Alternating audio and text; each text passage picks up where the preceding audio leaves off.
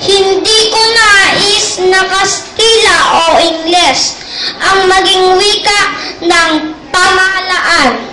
Kailangan magkaroon ng sariling wika ang Pilipinas, isang wikang nakabatay sa isa sa mga katutubong wika.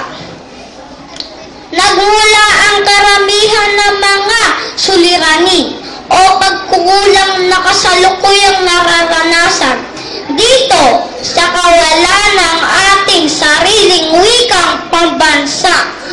Ang pagnanais gayahin ng lahat ay ang kilos banyaga, kahit hindi alam kung ito'y mabuti o masama, ay dahil sa isang kahinaan. Ang kakulangan ng isang tunay na pambansang kamalayan.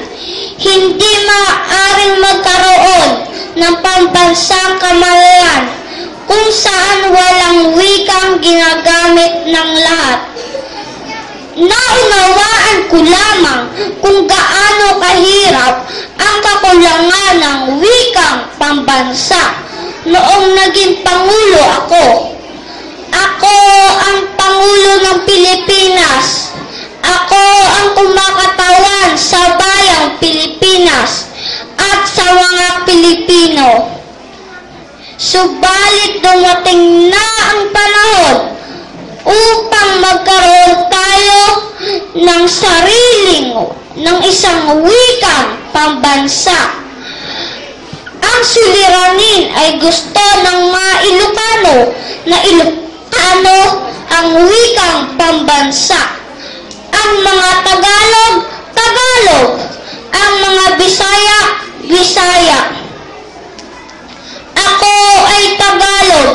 Kung sasabihin ng mga dalubhasa sa iba't ibang wikang Pilipino na mangyan ang katutubong wikang pinakamainam gamitin, mangyan ang tatangkiligin ko higit sa ibang wika. Tagalog ang ginagamit namin sa pamilya, pero handa akong mag-aral ng Ilocano, Bisaya o anong pamang katutubong wika para lamang magkaroon tayo ng wikang ginagamit ng lahat. Wikang pambansa ni Manuel Luis Quezon.